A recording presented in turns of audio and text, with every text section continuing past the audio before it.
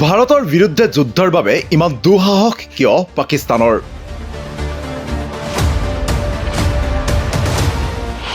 সামৰিকভাৱে ভাৰততকৈ শক্তিশালী নেকি পাকিস্তান? সামৰিক শক্তিত ভাৰত বনাম পাকিস্তান, কাৰ কিমান শক্তি?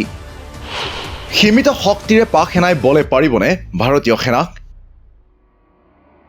পহলগাম আক্ৰমণৰ ঘটনাৰ পাছতেই ভাৰত চৰকাৰে ইটোৰ পাছত সিটো কূটনৈতিক সিদ্ধান্ত গ্ৰহণ কৰি অস্বস্তিত পেলাইছে পাকিস্তানক।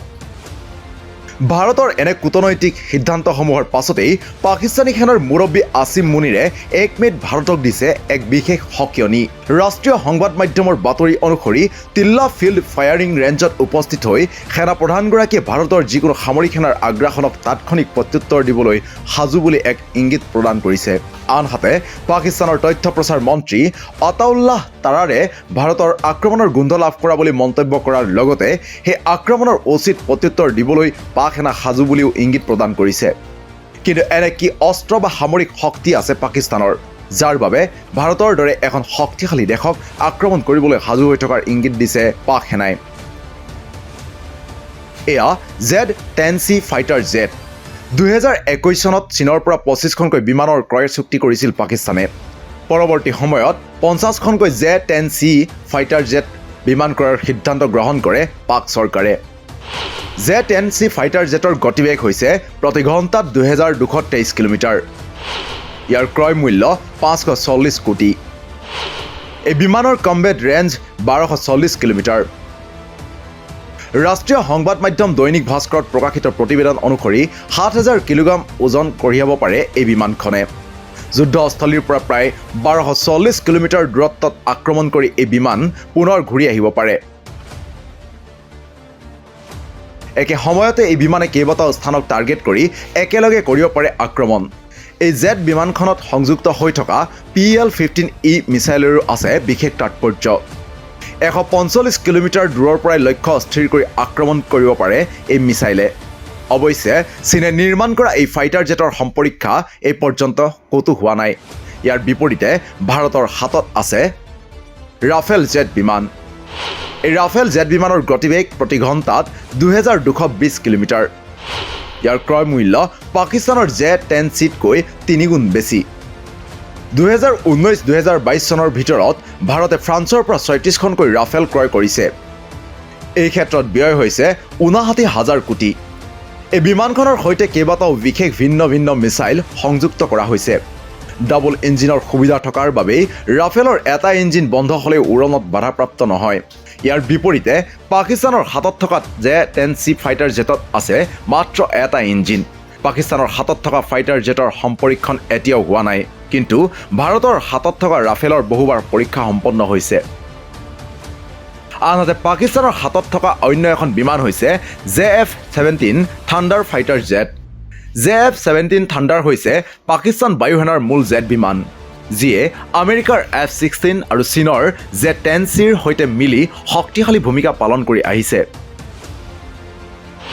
এই বিমানৰ গতিবেগ প্ৰতি ঘণ্টাত 1910 কিলোমিটাৰ। ক্ৰয় মূল্য 201 কোটি। এই বিমানখনৰ কম্বেট ৰেঞ্জ 2000 কিলোমিটাৰ। চীন আৰু পাকিস্তানে মিলিত হৈ নিৰ্মাণ কৰা এই বিমানে যুদ্ধক্ষেত্ৰৰ পৰা 2000 কিলোমিটাৰ দূৰত থকা লক্ষ্যবস্তু আক্ৰমণ কৰি পুনৰ নিজৰ স্থানলৈ ঘূৰি আহিব পাৰে।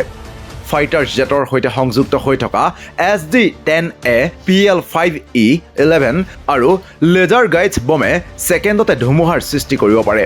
লগতে মাল্টিমোড ছিষ্টেম থকা এই বিমানৰ পৰাই 100 কিলোমিটাৰ দূৰত্বৰ লক্ষ্যক ট্ৰেক কৰি আক্ৰমণ কৰিব পাৰে এই ফাইটাৰ জেটে। ইয়াৰ বিপৰীতে ভাৰতৰ হাতত আছে শক্তিশালী তেজছ। তেজছৰ নিৰ্মাণ ভাৰতে নিজেই কৰিছে। 2015 চনত নিৰ্মাণ হোৱা তেজছৰ গতিবেগ প্ৰতি ঘণ্টাত 1970 কিলোমিটাৰ। যুদ্ধস্থলীৰ পৰা 1200 কিলোমিটাৰলৈকে কৰিব পাৰে উৰণ। 55,500 ফুট উচ্চতালৈকে আছে উৰণ ক্ষমতা। এই বিমানখনৰ কম্বেট ৰেঞ্জ 1200 কিলোমিটাৰ।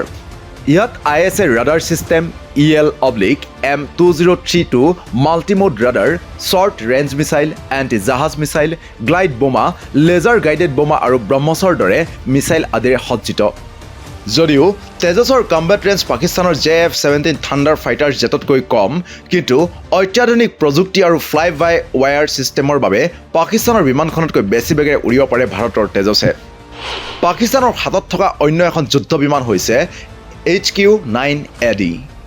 2021 চনত পাক সেনাত চীনৰ পৰা HQ-9AD ক্ৰয় কৰি চামিল কৰিছিল পাকিস্তানে।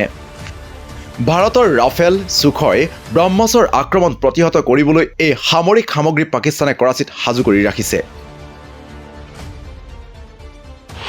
কিন্তু ইয়াৰ বিপৰীতে ভাৰতৰ হাতত আছে S-400। এই ডিফেন্স ছিষ্টেমত ballistic missile, cruise missile, aircraft, ড্ৰোনকে ধৰি বহু অস্ত্ৰ সামগ্ৰী মজুত আছে। এই বিমানৰ ৰেঞ্জ হৈছে 400 কিলোমিটাৰ। ইয়াৰ বিপৰীতে পাকিস্তানৰ হাতত থকা HQ-9ADৰ ৰেঞ্জ হৈছে 125 কিলোমিটাৰ। ভাৰতৰ S-400-এ পাকিস্তানৰ JF-17, JF-16 অনায়াসে প্ৰতিহত কৰাৰ ক্ষমতা আছে। আনহাতে স্থলসেনাৰ ক্ষেত্ৰত পাকিস্তানৰ ওচৰত আছে SH-15 হবিটজাৰ যুদ্ধ বাহন। চীনৰ পৰা ক্ৰয় কৰা এই বাহনে 53 কিলোমিটাৰ পৰ্যন্ত দূৰত্বত আক্ৰমণ চলাব পাৰে। 1 মিনিটত 6টাকৈ বৃহৎ বোমা নিক্ষেপ কৰিব পাৰে এই বাহনে। ইয়াৰ গতিবেগ প্ৰতি ঘণ্টাত 90 কিলোমিটাৰ। পাকিস্তানৰ এনে বাহনক প্ৰতিহত কৰিবলৈ ভাৰতৰ হাতত আছে শক্তিশালী K9 ব্ৰজ থাণ্ডাৰ তোপ। এই বাহনেও প্ৰায় সমদূৰত্বতে আক্ৰমণ কৰিব পাৰে। প্ৰতি মিনিটত ভাৰতৰ হাতত থকা এই বাহনেও 6ৰ পৰা 7টাকৈ বোমা নিক্ষেপ কৰিব পাৰে। দক্ষিণ কোৰিয়াৰ প্ৰযুক্তি ব্যৱস্থাৰে ভাৰতে নিৰ্মাণ কৰিছে এই বাহন। ইতিমধ্যে 100খন এনে যুদ্ধ বাহন ভাৰতৰ হাতত মজুত আছে আৰু L&T কোম্পানীক পুনৰ 100খন নিৰ্মাণ কৰিবলৈ নিৰ্দেশ দিছে। এই যুদ্ধ বিমানৰ অন্যতম বৈশিষ্ট্য হৈছে যে -20 ডিগ্ৰী চেলচিয়াছতো অনায়াসে বিমান ব্যৱহাৰ কৰিব পাৰি। ইফালে প্ৰতিকূল বতৰত যুদ্ধ কৰিবলৈ পাকিস্তানৰ হাতত আছে CH-4 ড্ৰোন। চীনৰ পৰা 20 কোটি টকাৰে ক্ৰয় কৰা এই ড্ৰোনৰ সহায়ত প্ৰতিকূল বতৰত শত্ৰুৰ গতিবিধি লক্ষ্য কৰাৰ লগতে আক্ৰমণ কৰিব পাৰে পাকিস্তানে। কিন্তু ইয়াৰ বিপৰীতে ভাৰতৰ হাতত আছে MQ-9B ড্ৰোন। পাকিস্তানৰ হাতত 15খন CH-4 ড্ৰোন থকাৰ বিপৰীতে ভাৰতৰ MQ-9B ড্ৰোন আছে 2500খন। ভাৰতৰ ওচৰত থকা এই ড্ৰোনে সৰ্বোচ্চ 440 কিলোমিটাৰ বেগেৰে উৰিব পাৰে আৰু ইয়াৰ ৰেঞ্জ 11,112 কিলোমিটাৰ। পাকিস্তানৰ তুলনাত বহুগুণে বেছি সামৰিক শক্তি আছে ভাৰতৰ। যুদ্ধ বিমানৰ ক্ষেত্ৰতো পাকিস্তানতকৈ আগবঢ়া ভাৰতবৰ্ষ। তৎসত্ত্বেও পাকিস্তানৰ সেনা মুৰব্বীয়ে ভাৰতৰ বিৰুদ্ধে যুদ্ধলৈ সাজু থকাৰ ইংগিত দিছে। সামৰিক শক্তিৰ ক্ষেত্ৰত ভাৰতৰ তুলনাত থকা দুৰ্বলতাৰ পাছতো পাকিস্তানে কৰা এনে দুঃসাহসৰ প্ৰত্যুত্তৰ কিদৰে দিব ভাৰতে, সেয়া হ'ব লক্ষণীয়। নিউজ ডেস্ক ৰিপৰ্ট, দি ক্ৰছ কাৰেণ্ট।